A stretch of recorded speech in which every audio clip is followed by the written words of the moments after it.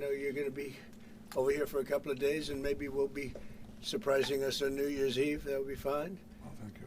And it's wonderful seeing you and Sarah and your whole group. It's wonderful seeing you and Sarah and your whole group. Very talented group. We've done very good work together, and it'll continue. So thank you very much, baby. Thank you. Thank you very much. Thank you, Mr. President. Thank you. I have to say that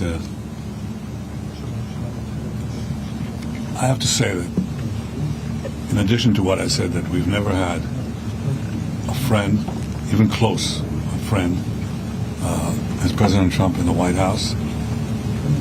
I think he's been extraordinary in his friendship and his support for Israel, his principled positions, his willingness to just cut through, get to the essence of things, and I don't say that as a compliment. I just mean it. People have heard me say that behind your back, Mr. President, many times. But I want to say something else. I think we have a partnership, if I can quote you, second to none. I think it's allowed us to do enormous things. You know, people said there was a different conception at one time, which means that America can advance its interest in the Middle East if it opens a lot of daylight between it and Israel. And President Trump has done the exact opposite. He's achieved remarkable things in the Middle East because we work together. We talk about our ideas. Sometimes we have different ideas, but we work it out. And most of the time we see eye to eye. But it's been a remarkable experience, and this was a very, very productive meeting. And may I say a very good lunch. Thank you. Thank you for your friendship. Thank you very much, baby. And thank you for your support. It's meant from the heart. Thank you. You know, as I said outside, he's been a wartime prime minister, and we were, well, I guess I could say I was a wartime president in more places than just Israel, if you think about it. But Israel was a big factor, and we're with you, and we'll continue to be with you, and a lot of good things are happening in the Middle East. We have peace in the Middle East, and we're going to try and keep it that way. I think we will be very successful in keeping it that way, and you've been a great friend, and I've been a great friend to you and to Israel.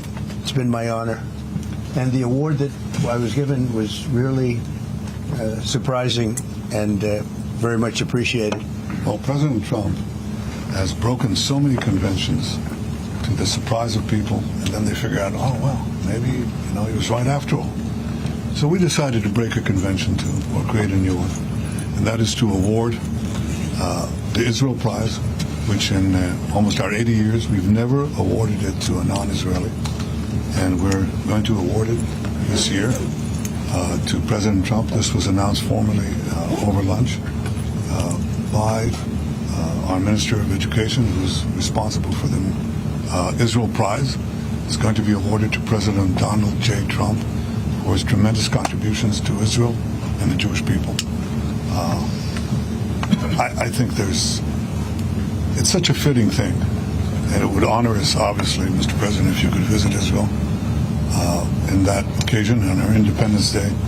But I have to say that this reflects the overwhelming sentiment of Israelis across the spectrum.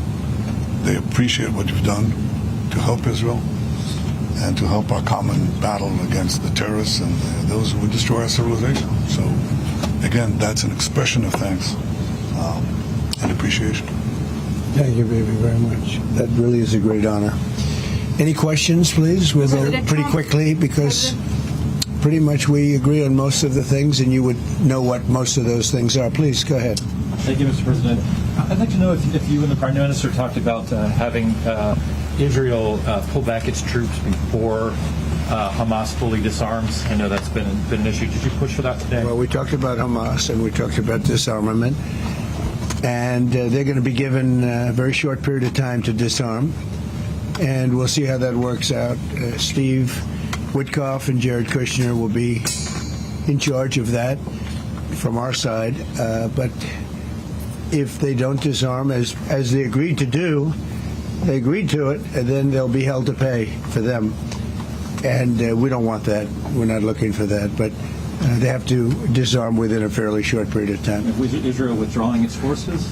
Well, that's a separate subject. We'll talk about that. Mr. President, Mr. President, did you have a message for the Prime Minister about the West Bank? And are you at all concerned that settler violence, Israeli settler violence, could be undermining the peace plan that you put in Well, we place? have had a discussion, big discussion for a long time on the West Bank, and I wouldn't say we agree on the West Bank 100%, but we will come to a conclusion on the West Bank. If I could ask, what is the disagreement? Well, I don't want to do that. It'll be announced at an appropriate time. But he will do the right thing. I know that. I know him very well. He will do the right thing. Yes. There is a growing fear of a confrontation between Israel and Turkey.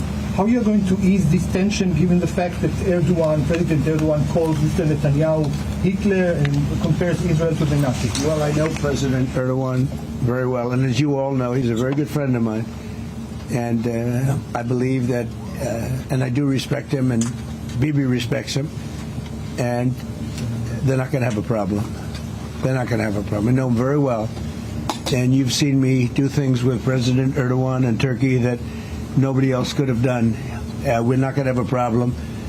He's done a fantastic job. I'm with him all the way. I'm with Bibi all the way. Nothing's going to happen.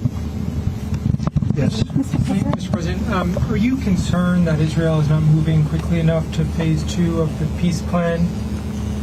Well, I'm not concerned about anything that Israel's doing. I'm concerned about what other people are doing or maybe aren't doing. But I'm not concerned. They've lived up to the plan. They're strong. They're solid. And sometimes they don't understand when somebody violates something that you want to give them a second chance. Well, we'll give them a couple of second chances. But no, Israel's lived up to the plan 100%. Don't forget, we made the plan possible by taking out Iran. And speaking of Iran, I hope they're not trying to build up again, because if they are, we're going to have no choice but very quickly to eradicate that buildup. So I hope Iran is not trying to build up, as I've been reading that they're building up weapons and other things. And if they are, they're not using the sites that we obliterated, but they're using possibly different sites. We know exactly where they're going, what they're doing, and I hope they're not doing it because we don't want to waste the fuel on a B-2. It's a 37-hour trip both ways. I don't want to waste a lot of fuel. Okay? Mr. President Trump, after your last remarks regarding the pardon request of Prime Minister Netanyahu, Herzog office told us that you have not talked after the official request of Prime Minister Netanyahu pardon. Can you clarify to us, did you talk about it? What request are you talking about? With the President Herzog, the Israeli President Herzog. Did you talk with him directly? President Erdogan? No, Herzog. The Israeli President so you're talking Herzog. about pardon? Yeah. Oh, well, you got to say that. No, I think he's going to be in great shape. He's a wartime prime minister at the highest level. He's achieved tremendous success. And I'll say it, if you had 8 out of 10 prime ministers in his position right now, or before right now, maybe, you wouldn't have Israel any longer. Israel would not exist. I'd say two of them would, and 8 of them wouldn't. Those are not good odds. You needed a very special man to really carry through and really help Israel through this horrible jam. These are major factions, and it started with our negotiation with Iran. I think it probably started with Soleimani. That was really where you mentioned that today. It started with Soleimani. Bad guy, doing bad things, hurting a lot of people, killing American soldiers and other soldiers. But it started right there, would probably be the starting point. And then from that point forward, but you have a wartime prime minister at the highest level. There could be other wartime prime ministers, but they'd lose. He won. And I think the people of Israel appreciate it. I think a lot of the people in the world appreciate it, actually. And because of that victory, we were able to get peace in the Middle East. If you had a different kind of a personality, if you had a weak person or a stupid person, and there are plenty of both of them, you would not have had success, and you might not have Israel. And you report for Israel. I know you're very proud of it, and you do a great job. You might not have a job because there might not be an Israel right now if you had a different prime minister. That's a big statement, but To me, it's a very simple statement to make. I'm looking at Pete Hegseth, and he's sort of nodding. If they don't have a strong prime minister, Pete, you might not have Israel today. I think he'll go down in the record books. And, you know, I was a big help. I'll be honest, big help. Somebody said in the room, if you don't have Trump, you needed a proper combination of everything. And if you didn't have that combination, which they had, you would not have an existing Israel right now. And the people of Israel know it. That's why they like me, and that's why they actually like him. He's got a little bit of a love-hate more than I do over there. But you know what? Even the haters have a lot of respect for him. There's a lot of jealousy about him. A lot of jealousy. Jealousy is a bad word. But I believe you would not have Israel right now, so it's a big deal. Yeah. Another question, if I may, regarding... A recent poll showed that as many as half of Gazans would be willing to leave the Gaza Strip if afforded the opportunity to do so. Back in February, you said that all Gazans should be I heard resettled. that number today, half of Gaza would leave. I've always said it. I said if they were given the opportunity to live in a better climate, they would move. They're there because they sort of have to be. I think it would be a great opportunity, but let's see if that opportunity presents itself. But we're helping the people of Gaza a lot. So is Israel, by the way. So we'll see what happens. But I saw that it was a poll. It was actually more than half the people would leave if they were given the opportunity. And I've been saying that for a long time. To me, it was common sense. So it's interesting. Why wouldn't countries accept them? Look, let's not talk about it because we don't want the controversy. Right now we're helping Gaza. But if they were given the opportunity, I think even higher than that, the group that did the poll is usually, I call them negative pollsters. You have a lot of them. And yet this poll was, I think, very accurate, other than it would be more than half the people if given the opportunity. But they haven't been given that opportunity. So we'll see what happens. Mr. President, have you reached a point of understanding regarding Syria? We do have an understanding regarding Syria.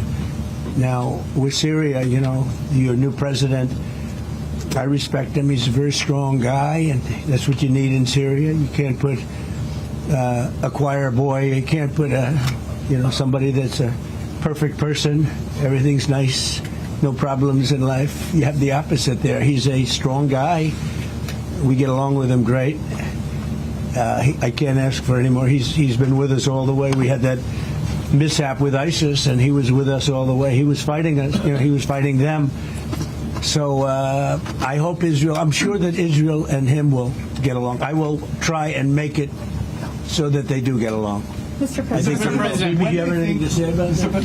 Yeah, well, our interest is to have a peaceful border with Syria. Our interest is to have, and we openly say it, we want to make sure that the border area right next to our border is safe.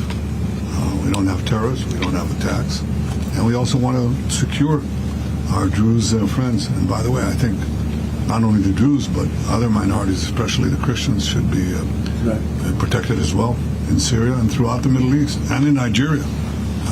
In your efforts, we back completely, because Christian communities are beleaguered around the world, and especially in the Middle East, but in parts of Africa too. And we stand for the same thing. And don't forget, it was President Erdogan that helped very much get rid of a very bad ruler of Syria. That was President Erdogan. And he never wanted the credit for it, but he really gets a lot of credit. Bibi agrees with that. I agree with it. I mean, I know it. And President Erdogan should get a lot of good credit for what he did. He got rid of some very bad people. And, you know, they've been wanting to do that for 1,000 years with different names, but for 1,000 years in Syria. President Erdogan did it, and we give him a lot of credit. I give him a lot of credit. But I think it's going to work out well between Syria and Israel. Mr. President, about Lebanon. Yeah, go ahead, The Lebanese government, so what we saw, is not meeting the terms of the ceasefire agreement, has failed to disarm Hezbollah action. In your view, should Israel strike the terrorist organization again? Well, we're going to see about that. We'll see about it.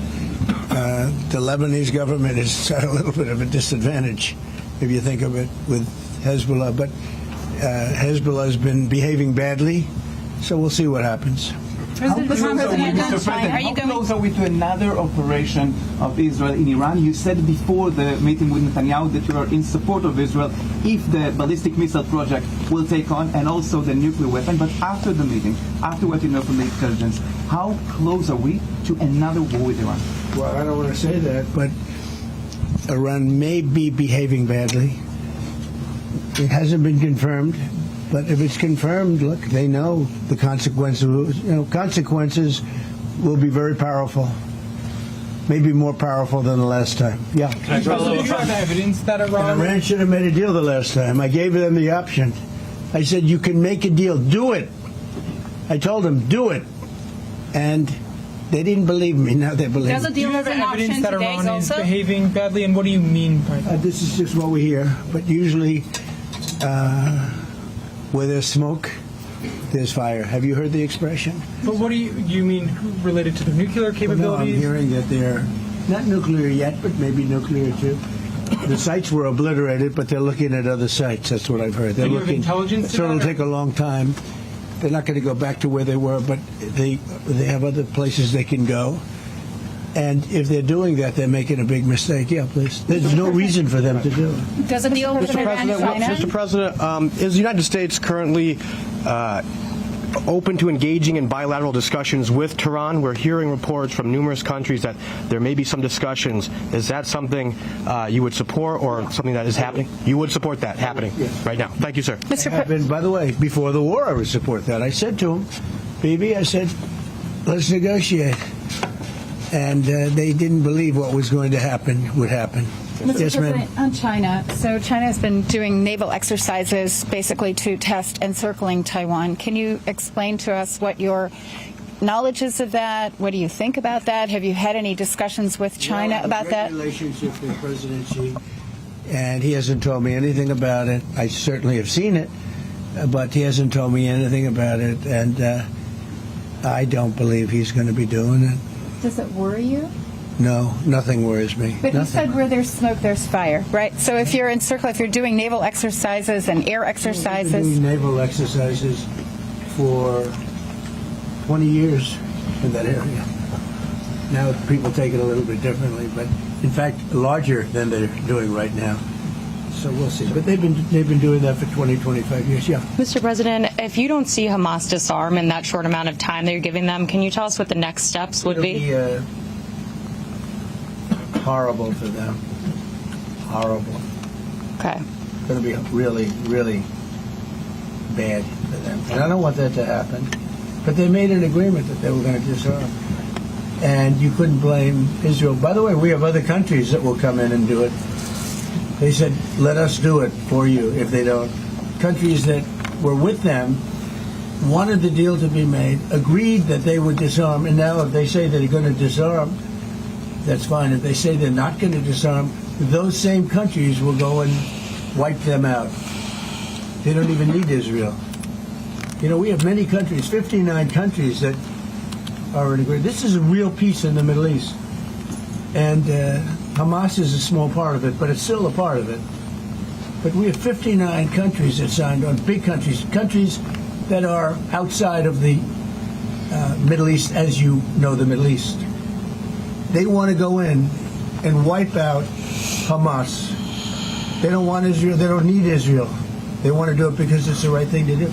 Because they were for the deal based on the fact that Hamas pledged, they swore that they were going to disarm. Now, if they're not going to disarm, those same countries will wipe out Hamas.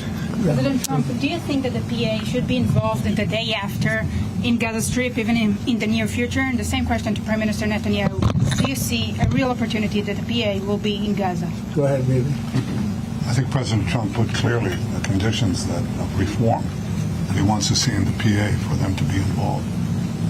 And I think he put it very clearly what he wants to see, the kind of real reforms, not just perfunctory reforms, but real reforms. Stop pay to slave, change the curriculum in your textbooks, open up a different society and a different future. So it's not in the near future? Well, let them, I think it was clear. You put Pretty clear. You put guidelines that were, by the way, the Trump plan of 2020. and they were put then into 20 points. And it's up to them. Remember this, if we didn't do what we did to Iran, just to make the subject just slightly different, you wouldn't have peace in the Middle East. You wouldn't have a deal signed in the Middle East. You wouldn't have a deal. Because other Arab nations, which are great people, I know them very well, I know them, they're great people, they wouldn't be able to have agreed to peace in the Middle East, because you would have had a dark cloud hanging over everything. It wouldn't have been possible. So Iran has been greatly reduced in power, prestige. I don't want to use the word humiliation, because, they're trying to build up again. But we can't let them build up, because if they build up, there can't be peace in the Middle East. It was a mistake. When they wiped out Iraq and Iran were about the same power. And they fought each other with different names for 1,000 years. And then our country came out and blew up one of those two countries, namely Iraq. And all of a sudden, Iran had the whole Middle East all to itself. But that's not true anymore. That's not true anymore. Can you tell us something about your plan? Tell us something about your plan to expand Abraham Accords. If you can tell us something about your plan to expand Abraham Accords. Well, the Abraham Accords are it was a great achievement of Jared and everybody. It was one of the great achievements. They'll be expanded. Countries are already talking about expanding it, and they'll be expanded fairly quickly. Yeah, but what about Saudi Arabia? Is it still on the table? The normalization? Saudi Arabia is great. We have a great leader, and a friend of mine, and a friend of a lot of people. Also an enemy of some people, but those people aren't doing so well. Saudi Arabia has been very good, as far as I'm concerned. They've done everything that we can ask for. But normalization with Israel is on the They're getting along great with Israel. They will. And at some point, they'll sign the Abraham Accords. Mr. President, so one of the big domestic tasks ahead of you is to pick a new chairman for the Fed. Yeah. You've said that you have one favorite, but you're also doing interviews. Still do. I didn't change. I'll announce them at the right time. There's plenty of time. Is there any chance? We're doing numbers that nobody's ever seen. We have $18 trillion coming in. We had a 4.3% GDP. They thought it was going to be 2%. And that's despite the Democrat shutdown. Had the shutdown not occurred, we would have had an extra 1.25. Think of that. We are doing, and also despite the fact that we have a fool at the Federal Reserve. I mean, Biden reappointed him, and it's too bad. You would have thought he wouldn't have done that. But he's an absolute fool who's building a new Federal Reserve, or he's doing a renovation of a building. Maybe he's up to $4.1 billion to do a renovation of a few very small buildings. It's the highest price in the history of construction. He's spending more money than any building has ever spent per square foot on the renovation of, as an example, I'm doing a magnificent, big, beautiful ballroom that the country has wanted, the White House has wanted for 150 years. It's a massive job, and it's a tiny fraction of that number. And we're under budget and ahead of schedule. Now, it's bigger than I told you. After realizing we're going to do the inauguration in that building, it's got all bulletproof glass. It's got all drone, they call it drone-free roof. So drones won't touch it. It's a big, beautiful, safe building. But it's a big project for a tiny fraction of that. We're under budget and ahead of schedule, and they wanted it for 150 years. Think of it: the Federal Reserve building, two buildings there. They don't know what they're doing. They're way over budget. I mean, almost. This was built during the Biden administration, and I rode by it the other day, and it's headed by the head of the Federal Reserve. Too late, too late, Powell. Too late because he's always too late with interest rates, except before the election. He was too early because that would have helped. That was supposed to help get her elected. It had no impact. We won all 7 swing states. So what do you think? But no. We're thinking about bringing a suit against Powell for incompetence. because think of it, these aren't outstanding buildings. These are small buildings. He said $4 billion more. It's going to end up costing more than $4 billion. $4 billion. It's the highest price of construction. Again, Democrats, highest price of construction per square foot in the history of the world. There's never been. Gorgeous monuments are built for a much smaller price. So we're thinking about bringing a gross incompetence, what's called gross incompetence lawsuit. It's gross incompetence against Powell. And it was his baby.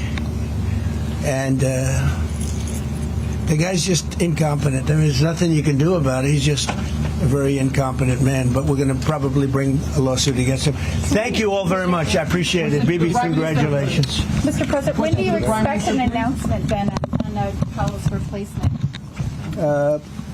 January sometime. And will you ask Jay Powell to resign? Well, he should resign, be a favor to the nation. But he's come close. I mean, we're getting pretty close. I would fire him. I'd love to fire him, but we're so close, maybe. Maybe I still might. Will you sell F-35 to Turkey? Say it? Are you going to approve selling of F-35 to the Turkey? We're thinking about it very seriously. And what is your reaction to this? They'll never use it on it. Thank you, Brad. All right, folks, welcome to Meet the Press Now. I'm Garrett Haake in Washington. You were just listening to President Trump and Israeli Prime Minister Benjamin Netanyahu speaking to reporters after their meeting at Mar-a-Lago, a lengthy press conference from President Trump that began with him literally shrugging off the possibility that there might be any differences between the United States and Israel as relates to Gaza and many of the other projects the two countries are working on together. The president spoke about the possibility of a horrible outcome, he said, for Hamas if that group does not disarm and allow the next stage of the peace process to continue. And on the subject of Iran, he threatened to eradicate the Iranian missile program that may be being reconstituted. The president making some ominous comments about the state of Iran's weapons programs. So joining me now from West Palm Beach is NBC senior White House correspondent Gabe Gutierrez and in Tel Aviv, NBC international correspondent Matt Bradley. Both of these men watching this all develop for us live. Gabe, let's start with the meeting with Prime Minister Netanyahu. What was the White House hoping to get out of this meeting today other than to project the kind of unity that we saw there from these two presidents?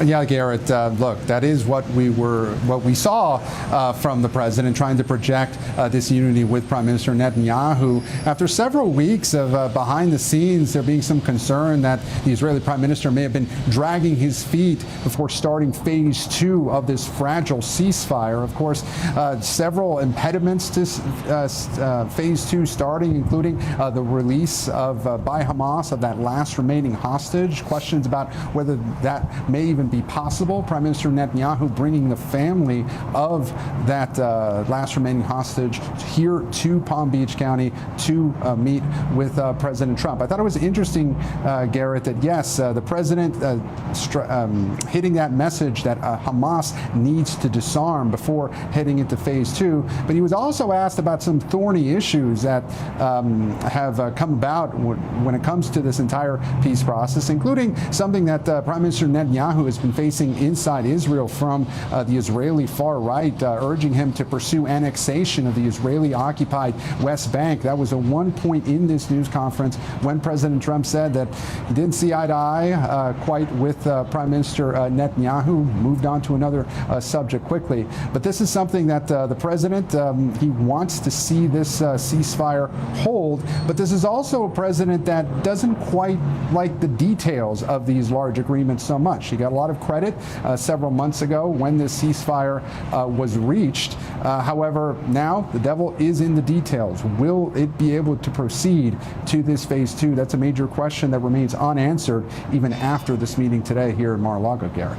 And Gabe, on Iran, the president several times seemed to allude to the idea that he had access to other intelligence or other information about Iran's weapons program, suggesting either their missile program or their nuclear program might be getting reconstituted. He suggested that the U.S. Or Israel might strike those programs. The president, as you know, takes great pride in the idea that it was the U.S. that kind of ended this 12-day war, as he calls it. Certainly. What did you make of the not so thinly veiled threats to the Iranian regime there?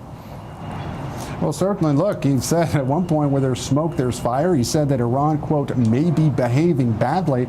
And this all comes several days after an NBC News reporting suggested that this was one of the main goals for Prime Minister Netanyahu coming here to Mar-a-Lago, that he would make the case that Iran was trying to expand its ballistic missile program. So certainly the president saying that he believed that could be happening, basically warning Iran not to do it earlier. And by the way, the president taking a lot of questions today, not just in this press conference, but also earlier in the day he took questions from reporters. And he did say that he would, quote, knock the hell out of Iran if Iran were to start this ballistic missile program back up. Now, this all comes amid escalating tensions with that country. Over the weekend, the Iranian president saying that he believed that Iran was essentially in a, quote, full-scale war with Israel, the U.S., and Europe because those countries were trying to keep Iran at its knees and basically squeezing them culturally and politically. So, again, that's another tangent here where the president meeting with Netanyahu amid these escalating tensions with Iran and warning Iran to back off, essentially, Garrett. And Gabe, if we'd have come on the air an hour ago, we'd have probably spent a lot more time talking about Russia and Ukraine. The president had his meeting with Volodymyr Zelensky yesterday, 2 phone calls with Vladimir Putin.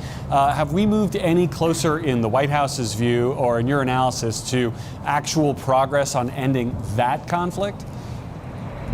Actually, the exact opposite, Garrett. Just in the last several hours, we heard President Trump talking about his conversation with Vladimir Putin earlier today, where the Russian leader told President Trump that and accused Ukraine of sending dozens of drones to his state residence in northern Russia to try and attack it. Russia, the foreign minister, says that the drones were shot down. But President Trump coming back and saying that he was very angry to hear about that development. By the way, something that Ukraine denies ever happened. But this comes just 24 hours after Ukrainian President Volodymyr Zelensky was here at Mar-a-Lago, and President Trump was touting a renewed sense of optimism that this potential peace deal between Russia and Ukraine could get over the finish line. However, now with these new developments that we just heard about this morning, this new conversation with President Putin, that does seem to be up in the air, Garrett. And we'll turn to Matt now in Tel Aviv. And Gabe, thank you for that reporting. Matt, you heard Prime Minister Netanyahu and President Trump, sort of almost tripping over themselves to compliment one another. The president placing really no blame on the Netanyahu government for the failure to move from phase 1 to phase 2 of the ceasefire plan for Gaza. What did you make of the lack of pressure, at least publicly, from the president on that? And what's the stance, what's the feeling on the ground in Israel about the status of the ceasefire there in Gaza and the war with Hamas on pause?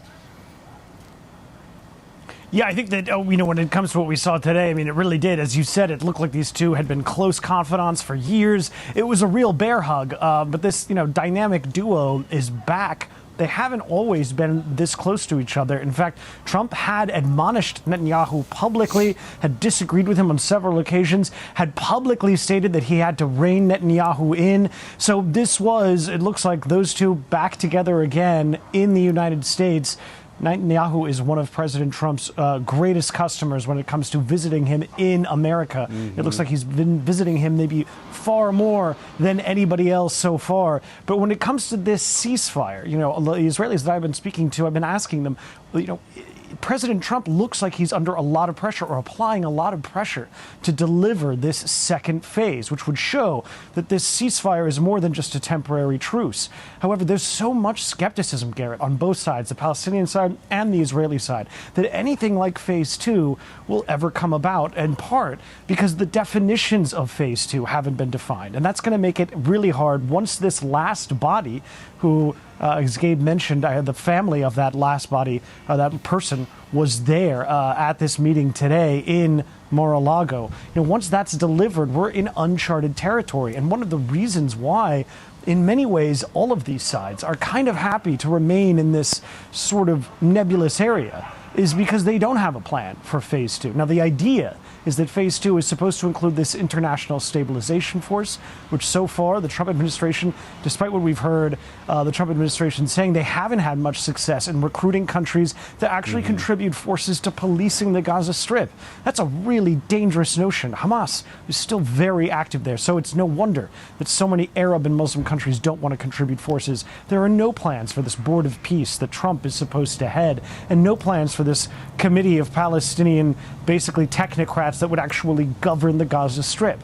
So that's why it doesn't look as though there is going to be much pressure on phase 2. But Trump definitely does want to see something delivered. But here on the ground, there's a lot of skepticism about what that would even look like.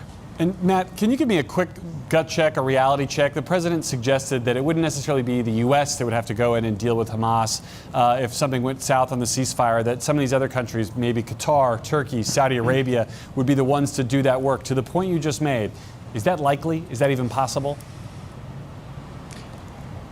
It just isn't something that's likely. I mean, when you talk about a Qatar or an Iraq or a country like, even Turkey, Jordan, providing its own forces, Egypt, and shooting Hamas, a group that is popular throughout the Arab and Muslim world, shooting at people who, and it would look like their soldiers were fighting in the service of Israel, a country that is widely considered, despite these normalization efforts around the region, is widely considered a public enemy here in the Middle East. That would be a very bad look, even for the most totalitarian of regimes that don't necessarily have to worry about the public opinion or what their constituents think. It just would look very, very bad to contribute their own forces to fight and die in what, by all accounts, would look like they're doing that on Israel's behalf. All right, Matt Bradley, Gabe Gutierrez, thank you both for your reporting and your expertise. As we noted, today's meeting between President Trump and Israeli Prime Minister Netanyahu comes just a day after President Trump met with Ukraine's President Zelensky in the hopes of moving